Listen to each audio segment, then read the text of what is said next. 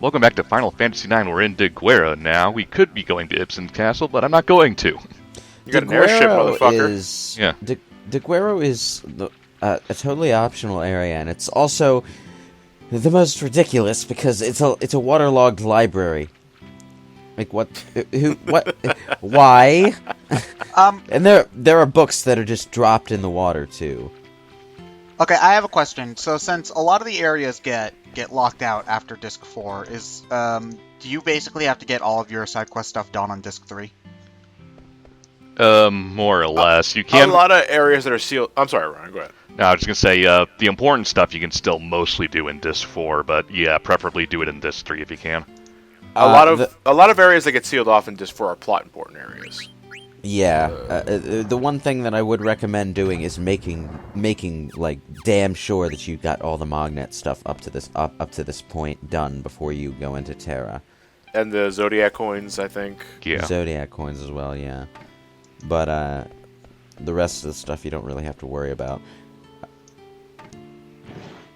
This poor guy's trying to read a book, and Zidane keeps on like levitating him up and down. So to elaborate on the creature that I mentioned in the last part, it's actually called the Gimme Cat. Gimme. Oh, That's right. surprising. It will ask for a diamond. To give it to him, it'll run away. If you attack it while it's asking for a diamond, it'll counterattack with Comet. It's pretty dangerous, actually. Yeah. You can't really win with that monster. You can, well, after it asks for a diamond 4 times, it'll no longer counterattack with Comet. And you can learn Auto Life by eating it. But you still lose the diamonds, though. Yeah, but don't give it a diamond, though. Yeah, you just have to wait 4 turns until it stops asking for a diamond, and then it won't counterattack anymore, and then you can fight it safely. But that's a time waster if ever there was one. Well, I mean, if you want to beat every enemy in the game, I suppose, but... Yeah, I don't know. I don't think Final Fantasy IX has the best area, though. That was never I'm something I pretty sure it cared too doesn't. much about in video games, though. One point in my life, I think I'll make it a thing. Like, Starting with 4 and all that. Because I think in Bravely Default, I 100%ed that game, but I don't think I counted the bestiary in that. I'm not sure, though. I'd have to go back and check. I almost never really count the bestiary. It's just one of those things that you complete, well, just to say you did it. Yeah. Yeah, but it depends on the monster, though, because the one thing about the bestiaries that's really annoying is that, let's say there's 200 enemies in the game. You fought 199. You don't know where that last enemy is, and chances are it's probably like 1 in 121 chance of finding it some random part of the world where you have no idea where it is, and there's no way to figure out where it's going to be. So, you know... The worst part is if you just happen to miss a monster in an area that you can't go back to. Hi, yeah. Gilgamesh. Yeah, so this guy's stopped messing around in Trino now, and he's messing around here, I guess. Actually, the first time you meet him, it's in Alexandria. Huh. He approaches Vivi in an alley and tries to pickpocket him, but if you talk to him before that, you find out he's Alleyway Jack, and he gives you the tutorial about the card game. Huh. Oh. After that, he just goes under the 4-armed man, and it's not until you open up every treasure chest in the game.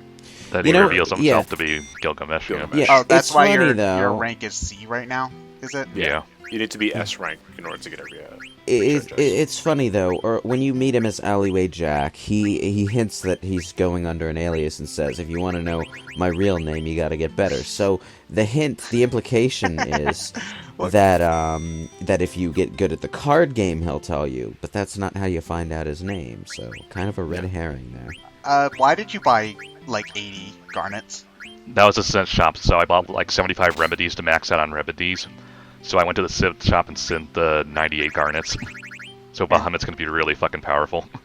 Oh yeah, that's right. The other thing about summons in this game is that their strength is increased by the amount of gemstones that you have that correlate to them. I think only certain Eidolons do that, though. Yeah, not everyone. Not like Ark doesn't, because you can only get 2 well, Ark bonuses, I believe. Ark doesn't, Odin doesn't, because you can't really get many of Dark Matters. Man, and, you got the Enkai armlet. Man, I didn't think Yokai Watch could sound even lamer, but oh, I was proven wrong. But yeah, You know, I think Enkai there is a mistranslation. It might actually be one word, like Enkai in Japanese or something. Yeah, it might be like, what's it called? Wyvern. Wyvern. I forget what, that was... That was Final Fantasy V. Yeah, okay. the PlayStation 1 translation, Wyvern. That's almost as good as the fan translation of the same game, where the main character Bartz was translated Butts. Jeez. Because it was a 4-letter limit. Ryan has 89 garnets. He is effectively doubling Bahamut's power. I'm looking at the algorithm right now. Can he, so is Bahamut a 9999 spell? No. Not yet? If not that high, but pretty close. Well, at least, you know, it's the most powerful summon he has right now. Yeah. Well, by the end of the game, it will do 9,999, but by that point, you also probably have Odin's Sword and Boost, so you won't be using Bahamut anymore. Is it less MP? Yeah, once you get to a certain level, Odin becomes your most efficient 9,999 damage spell with a Garnet, because with Odin's Sword and Boost, he'll always do max damage, and he costs a lot less than Bahamut and Arc. So the only reason you'll ever want to use Arc is for the long animation and auto regen, and Bahamut's effectively obsolete.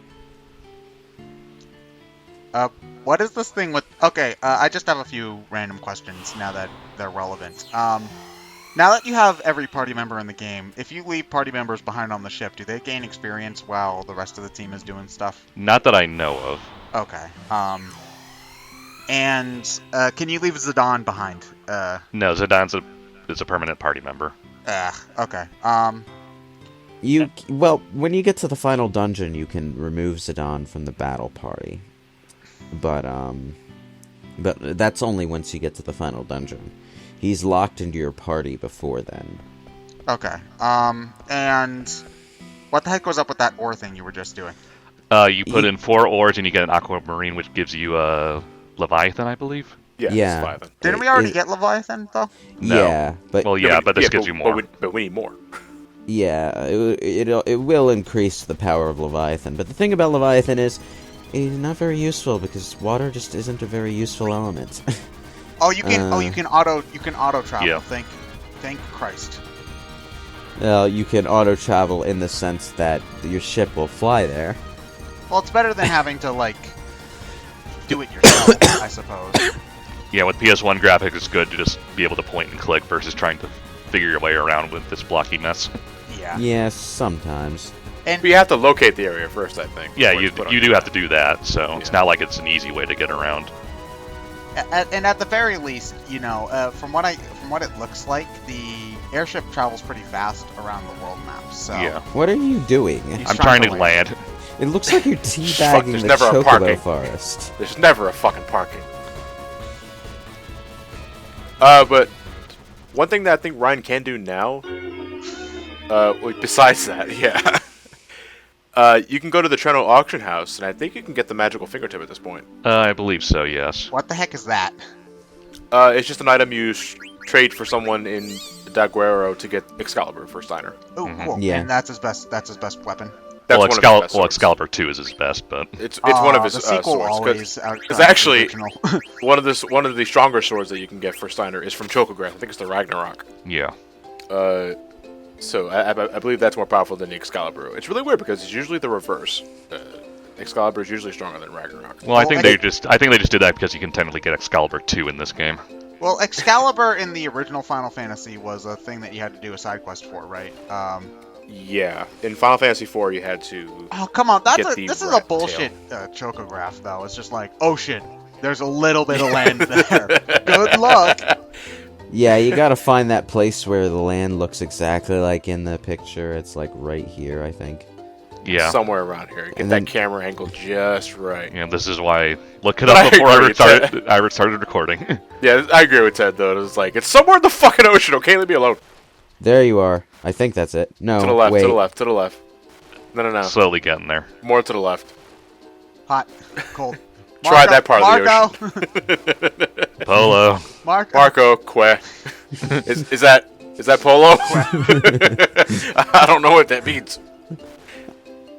You're not supposed to say anything if I'm not close.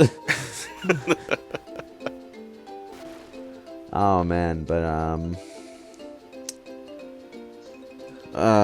Please tell me you skip most of these. at this point, I wouldn't even This is look the at last the one. goddamn- This is the last one we can get for now.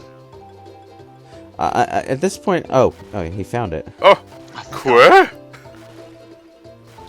But what are we even digging at, by the way? Water. Found a treasure chest. Here.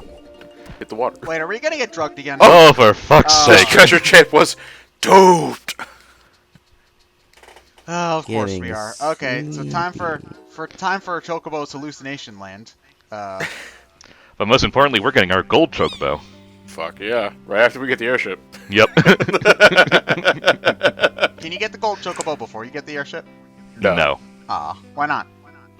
Oh, do you have to do Chocobos that you can only get with the airship first? Yes. Okay.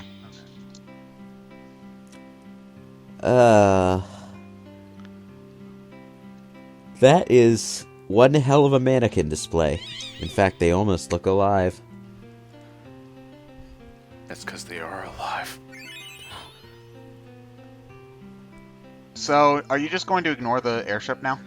Now, No, because the chocobo can only take off and land in forests, so the airship still gets some use. But there are some areas only the flying chocobo can get to, so they're both kind of useful in their own way.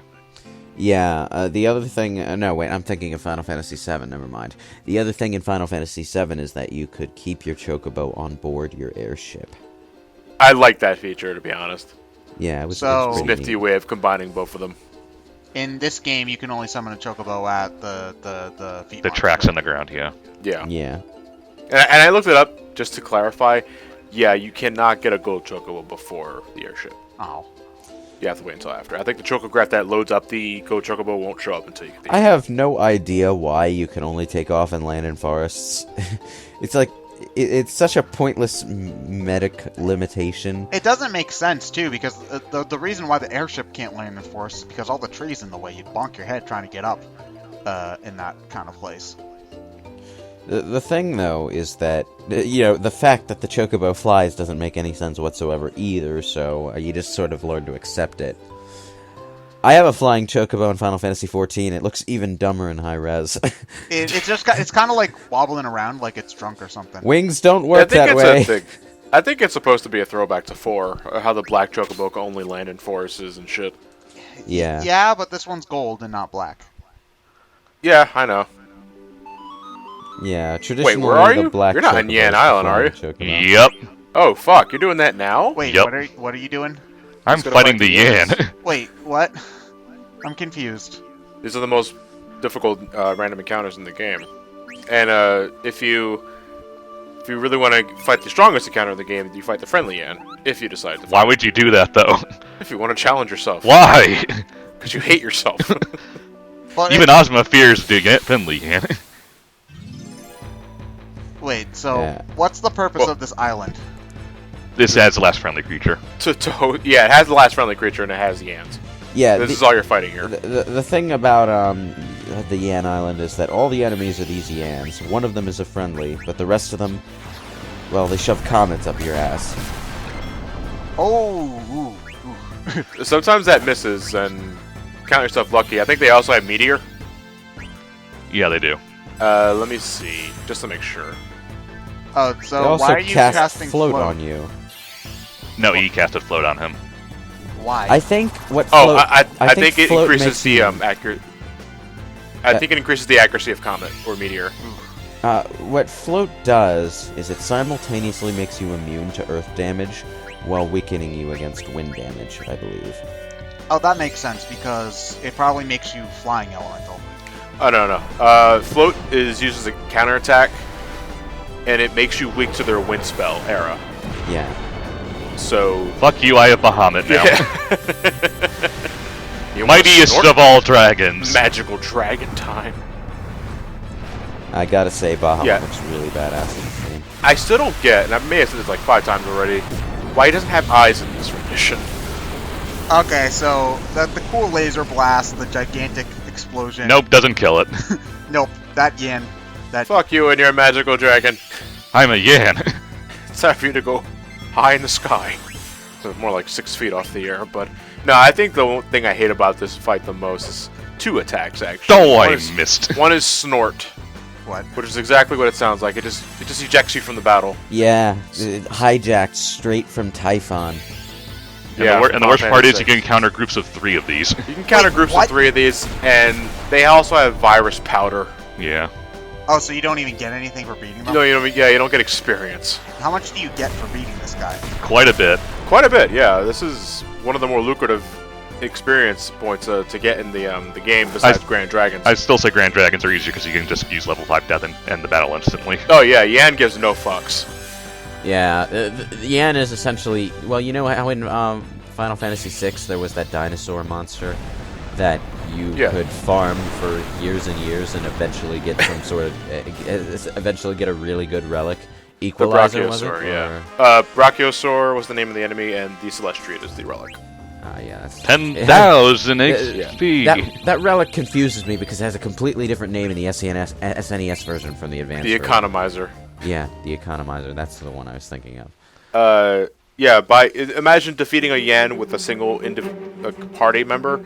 That's 42,673 experience points.